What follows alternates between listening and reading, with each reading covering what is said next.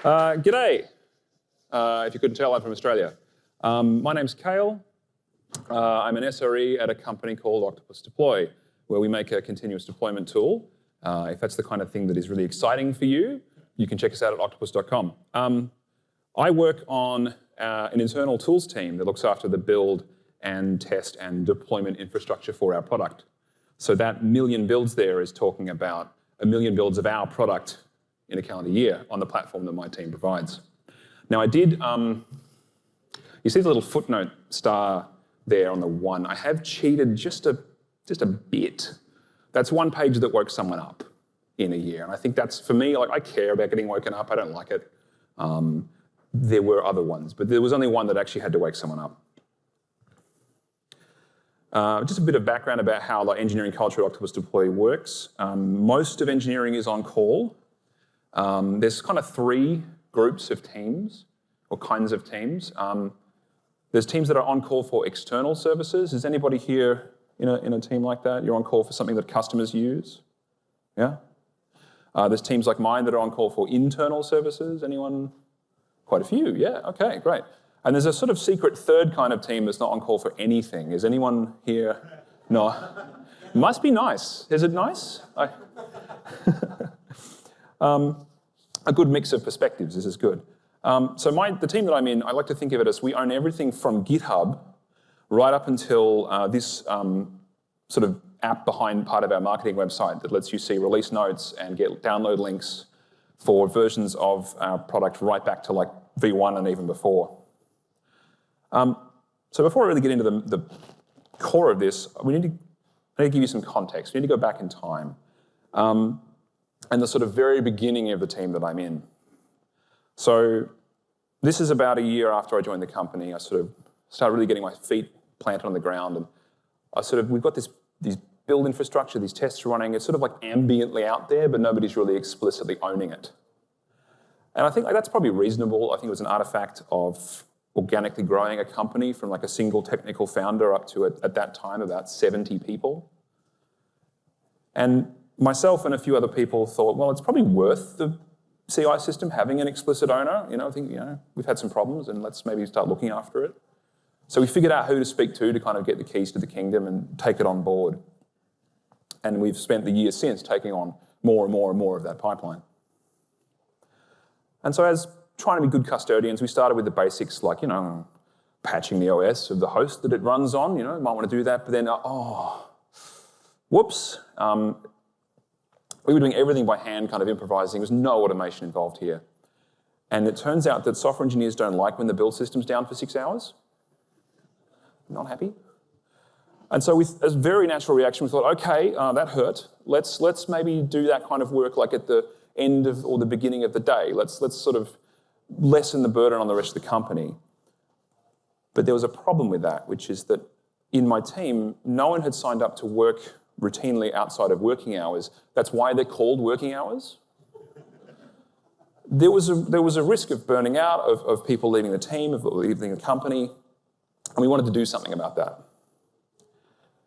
So I'm going to spend some time here telling you the story of some of the decisions that we made that in hindsight helped us to have this future where now we run these services without staying up late most nights of the week. And I'm going to begin with something that might be a little disappointing if you're hoping for like a tool that you could just apply to the problem. You're going to have to talk to people. Sorry. I know that's hard for some of us. There's no like software fix, although we are going to talk about some technical choices later. And the shape of problem we had was mainly around time zones. We are a remote-first organization. We even were back pre-2020. But the center of gravity, if you like, of engineering was the east coast of Australia. Although infamously that still manages to have more than one time zone thanks to daylight savings. But we had people in New Zealand, we had people elsewhere as well. And we had a lot of hard conversations back and forward about, would a couple of hours of downtime potentially every couple of weeks for some services, would that be okay? And then the answer we eventually got back from most people was, yeah. Maybe not when we're trying to get like a long-term support release out the door and there's a bunch of change happening at once, but otherwise, yeah, sure. if you saw Katie Wild's talk about the infinite uptime hack, this was kind of our way of achieving that. We said, okay, well, let's set some rules about when we are allowed to be unavailable. So we wrote a support policy where we said, all right, everyone else, we will commit to put one person during normal working hours on keeping the lights off on work, proactively looking at what's going on in production and dealing with all of the interrupt work coming in. And the quid pro quo, the kind of reverse side of that, is we wrote a paging policy that said, given we're doing all this work during working hours, we'll go on call, but only page us if you need our tools to solve your incident. So if you're just someone who happens to work in a distant time zone and you're just trying to get a build through, but that's it, and it's not working for you, no, you can wait till tomorrow. But if we have a security fix and it needs to go out overnight, yes, absolutely page us. That's what we're there for. So that worked pretty well. We kind of set an SLA for responsiveness. Now, not to get too sidetracked, I know this acronym can be kind of polarizing for some people. You might have had it kind of used against you in the past. There are other polarizing acronyms. There's a third one that I learnt for the first time during this whole period. Who doesn't know what that means? It's RIF. You are so fortunate. Reduction in force. It is a euphemism for firing people. So while my team was busy building these like good culture and good policies and all of this stuff, the company was approaching what, under the mandatory Rasmussen model of dynamic safety that we need to mention every SREcon, was approaching economic failure. So if you don't know what this is, go watch Andrew Hatch's talk from last year. He goes into way more detail than I have time for. But in general, we can say people whose opinions matter see the company as moving around within these three boundaries: economic failure, workload failure, performance failure. And they felt like we were moving towards economic failure. Octopus as a company is not debt financed, it's very concerned with profitability. And so they saw that profitability margin dropping and said, we need to do something drastic. So the story actually looks like this. And I mention all of this because the RIF affected the choices we made. Because our team came down to 3 people in really far-flung places like Melbourne, also Melbourne, and Wollongong, which is near Sydney. Very nice Australian place name. And it was certainly not the kind of 7 or 8 people you need to have a sustainable on-call, 24/7 on-call program. RIF had entered the chat. So we were already doing toil reduction, but we really needed to ramp it up. We needed to make sure that we could stay on top of the necessary work that needed to happen. So one technical choice we did make was to lean into the cloud, trademark. What I mean here is we chose to use the highest level of abstraction that our cloud vendor gave us for basically everything, where we could, where it was appropriate. A good example here is databases. So my team runs a whole bunch of different applications from third parties. Some of them like MySQL, some of them like Postgres, some of them like Microsoft SQL Server. And we only had 3 people. We did not have the time to get expertise in how to operate all of those things deeply. So we lean on a cloud vendor to say, all right, you just give us a nice API to create and manage these things, and you worry about patching and backups and HA. Speaking of HA, another choice we made was to opt into deploying things in HA mode or in replicated mode or both, even if it didn't really feel necessary. And I know what you're saying, Cail, what about Byzantine failure modes? Yes, that's a risk. But we preferred the trade-off here of having the risk of that versus having a service just drop offline because a single availability zone went off the internet, which did happen to us. And to be fair, we don't run that many replicated stateful services in our team, so it was kind of an easy choice to make, really.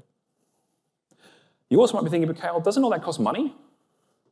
Yeah, it does. I'm really fortunate, though, that we had a leadership team that recognized that we needed to spend some money, despite the overall picture, on not burning out the people who were left. A phrase that got used a lot in this period was being cost-aware but not cost-afraid. And so my team was expected to do budget forecasting and modeling how much things would cost and hold ourselves accountable to that over time, but we weren't given like a headline figure and said design around that. It was so like, build what you think you need, let us know, and we will plan accordingly. The third and maybe more controversial choice we've made is to auto-upgrade basically everything all the time. Not automatically, like not blindly, but at least build these systems that let us know when these things need to happen. And I mean this in the broadest possible sense. Terraform, provider versions, applications themselves, their dependencies, you name it. Anything with a version stream on the internet.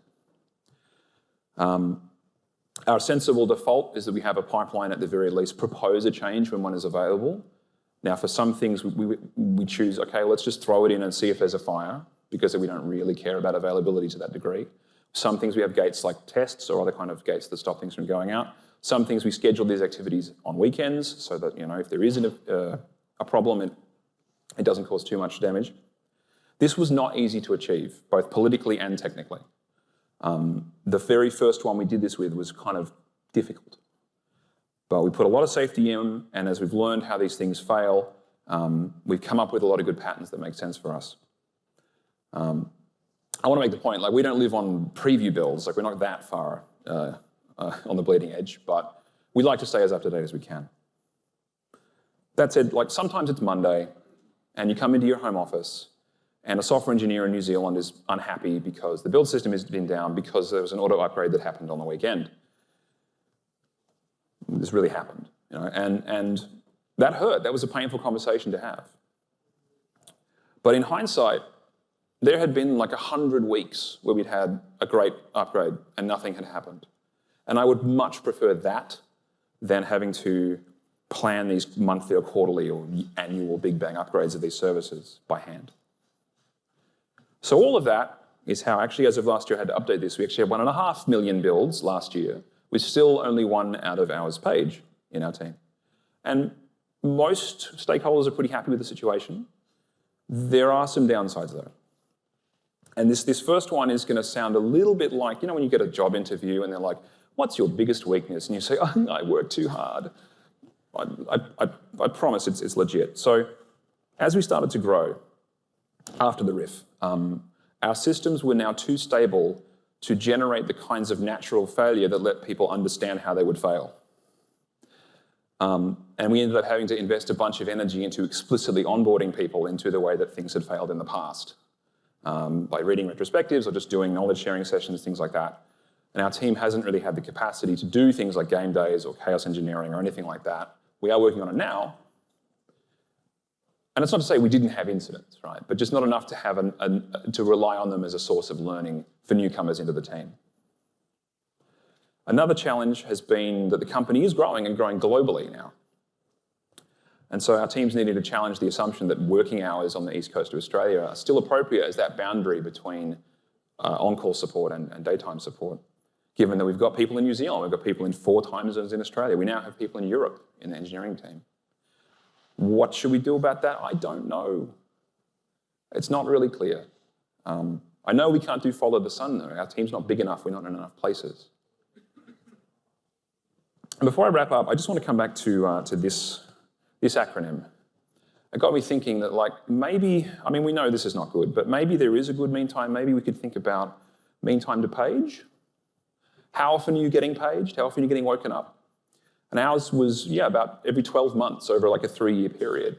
But is that good? Or is that bad? I don't really know. I don't think very low is ideal.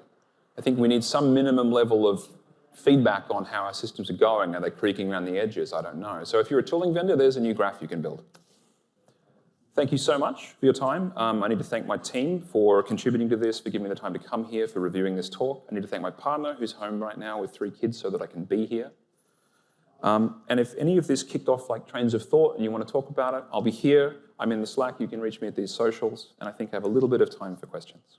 Thank you.